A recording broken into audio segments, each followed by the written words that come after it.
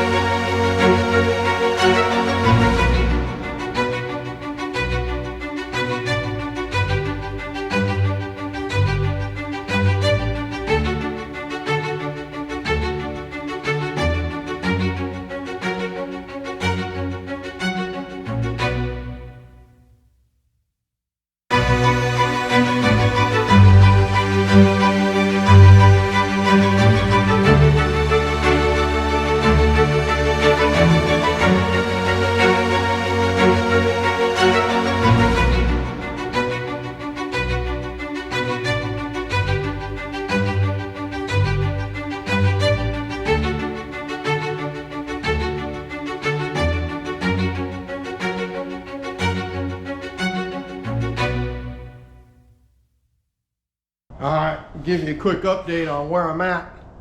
So I got all my verticals cut. I got my bottom cut. I'll bring you in here a little bit closer. Just give you a good idea. So I've put me a piece of just scrap tubing I got laying around underneath it. I've got something jammed in behind it to keep it from falling backwards. I don't want it to fall in there if I can help it. So now I just got to cut up here across the top, not all the way up there, but down here, that black line. So I'm going to leave a little bit. That'll give me my opening of 7 foot tall. You know, pretty close to a standard door. But that's where we're at. Get that cut, and then the opening will be there. Then I just got to trim down the door panels and weld in the sides and do all that stuff. So we'll get to that in a minute. Let me finish cutting this out.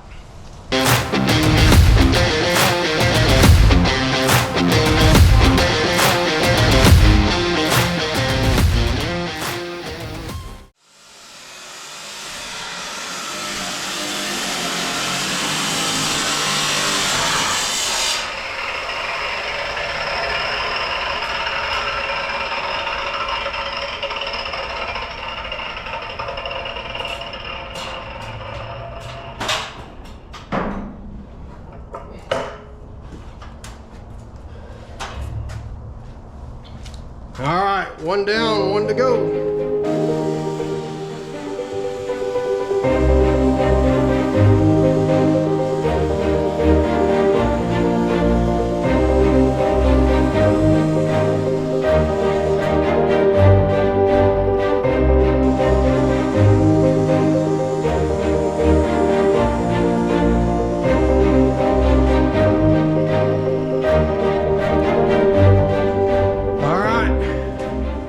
That's 2 of 2.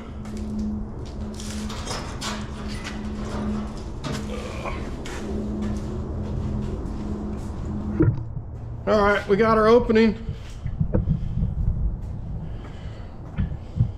That was tough on the back. All right, but it's there. So everything came out pretty good, actually. Down below, in the bottom, it's all pretty smooth. And then I got some cleanup I'm gonna have to do. I couldn't keep that big grinder perfectly level like I wanted. Probably could have used some scaffolding or something to get better, but I'll clean it all up with the little grinder, get all the edges clean, and then I'll show you when I cut the side posts, or not the side posts, whatever you want to call them. When I get ready to weld those in, I'll show you all that, and then I'll show you how I'm gonna build the doors. Then I'll probably just show you the final product. But that's where we're at. We're doing good, getting her done. Everybody, quick update on where I'm at. I've got my jams in on both sides. We've got a little bit of our header in. It's just some bed rail angle, and it's really not up there for anything other than to just try to keep water from flowing in there. Eventually I'll roof over the whole top of the Connex, and I won't have to worry about water at all, and I can store axles and stuff up there. That's the goal. I did check it for square, and I'm pretty square, which is a problem because, well, now that I have the opening square, my panels aren't cut square. I've got some gaps down the sides of my jams.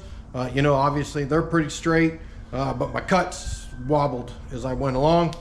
Not unusual when you're using a grinder like that with the sparks and everything. It's really kind of hard to keep them real straight. At least it is for me. Maybe other people are able to do it. Don't know. Comment, let me know.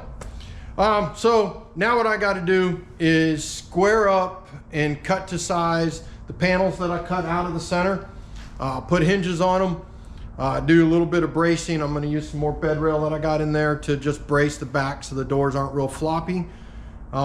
They won't bend from top to bottom. They won't bend like this because of the corrugation. But corrugations won't keep them from bending this way, and I don't want them too floppy. I want them fairly stiff. So I got to do that, and then I got to figure out how I'm going to make a mesh. I originally thought that I could use them against each other, and maybe I still can. But at any rate, I'm gonna get them cut to size, get everything welded on it, and then we will go from there. Still don't know how I'm going to hang them up there and hold them and get them square. I don't know. I'll have to think on that. But that's where we're at. All right, guys. Wanted to give everybody an update on where we're at. Have finished fabricating the doors. They came out pretty good considering what they are. Don't have any real money into them. But all in all, they work as advertised. They open and close. So, pretty pleased with my efforts. Use bed rail. It's free. I find it on the side of the road all the time. To act as stiffeners. I had wanted to drill and tap my posts so the doors could be removable, but I ran into difficulties in that it wasn't consistent. I kept running into really hard spots with the drill, and it was just dulling my bit. So, welded it was. Now comes the next part. Now I need to empty the Connex so that I can build some shelves and then reload the Connex. And as you can see, Connex is rather full. Not full, but it's got stuff in it. We'll go with that. So I need to get that done. Not really looking forward to it. It's not really that hard. It's lots of tires, big tires, seats, fenders, hoods, that kind of stuff. There is some pipe in here. But we're gonna build some shelves. I also need to build a rack for my tubing down here on the floor. I'm gonna put something up here, I think on the top, so I can slide the tubing up into it. And then we've got that stuff called wood. Originally started with wood. I'm not a cabinet maker, more of a framer. That's about the level of my skill. So I get it done. That's about it. So that's where we're at. Doors are made. Empty the Connex, build some shelving, some storage unit kind of stuff. And I do have a light that I want to put in there too. We'll get into the details as we get going. Okay, so quick update. I'm working on, I've got the boards cut and modified like I need to make my rack up in the top for my storing my tubing. What I'm making now is the hangers. Thought I'd show it real quick. If you look over here, come on in. Come on, walk up close. So you see here, I just took me a couple of pieces of scrap tubing that I had laying around. We just chucked them up in the vise here. It's all right, practicing with my equipment. And I just taped the ends closed. They didn't need it much, but it just holds them from walking out. And then all I do, I've already marked my rebar. Rebar's cheap. You know, you go to buy rod, 3/8 rod, it's like 15, 18 bucks, something like that for a 4-foot piece. And you can buy a 10-foot piece of the same diameter rebar for like 6, 7 bucks. So for scrap stuff that doesn't really need much of anything, or like hangers and stuff, rather than using round rod, I use rebar. It's just so much cheaper, more economical. But all I do is I put it in there. I use a cheater bar, just another spare length of tubing, to bend it around.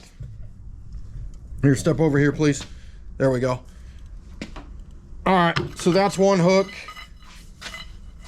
I'm turning it 90.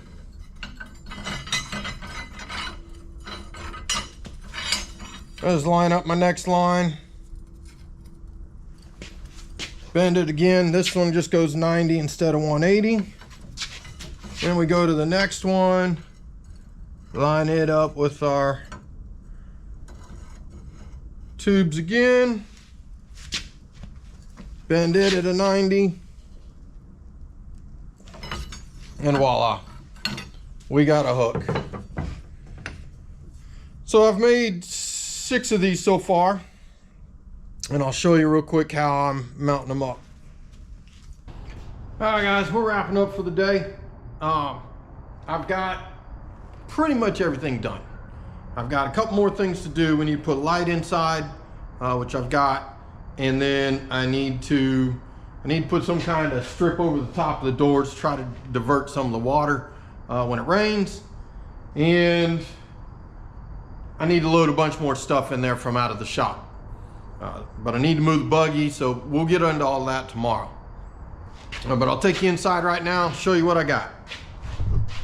Come on.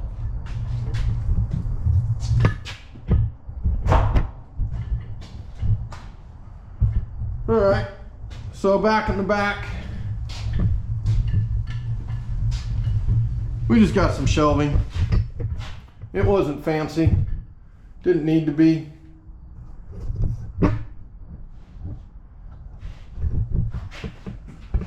We got all our tires stacked up. I did some overheads, as I showed you earlier, for the tubing, but it also worked for hoods.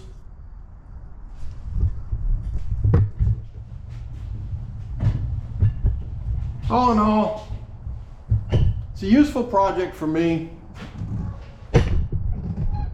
Probably not all that exciting for you, but we're about done. Terrible lighting. Somebody do something. But I'm tired, my back hurts. It's time to go on inside.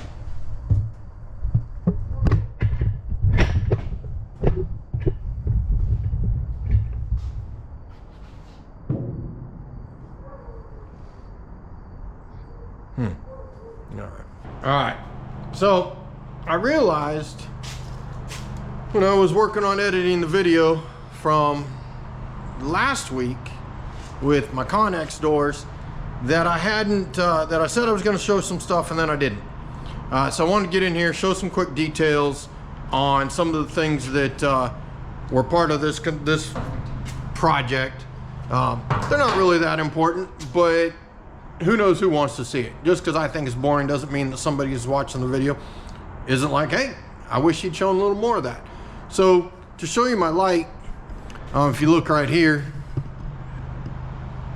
it's got a little key fob, and then you can see down there, turns on and off. And I did this, it's just a 4-inch LED strip light, or not strip light, but fluorescent. And then there's a little controller right there. I just bought that controller. It plugs into a 110 outlet. It's used for like Christmas lights and stuff. But it's got plenty of amperage for what we're doing in here. Works really good. Keeps me from having to wire in a hardwired switch and all that. I am gonna string one more light further down there so it's not so dark. Haven't got it yet. I'll need to purchase that. Here on the door, you know, I was talking about the use of rebar, and I just made myself a pin with it. Used some old steering linkage, drag link, off of one of the rigs that I had to take apart, and then just some bed rail and stuff to make some holders so that it'll stay up. And I put one up at the top as well, so that the door can't be grabbed and pulled out. And then the hooks, I made these hooks. I showed you how I made them, but here they are in place. They hang on the inside. That's just a part of a component of the Connex box. I cut me a notch. Oops, here we'll go to the other side. Cut me a notch in the 2x4. Just drilled a hole, used my little vibrating tool to get in there so it holds it in place. And yeah, that's all it is. It just hangs like that. But it lets the tubing sit up there on top of them. I don't know how much I'd rate it for. Certainly just a couple pieces of tube like I got. Some of this other stuff is plenty. I wouldn't go much more than that. We ain't talking thousands of pounds here. I mean, you're limited to what the 2x4 can hold. And in reality, that's probably not that much. But for a couple 100 pounds, I think it works fine. I was gonna change clothes. I was gonna try to make this all seamless, but I was thinking about while I was grinding and Really doesn't matter. I made a mistake. I didn't get the information while I was filming it the last time. Now I got it. I'll include it in the video, and away we go.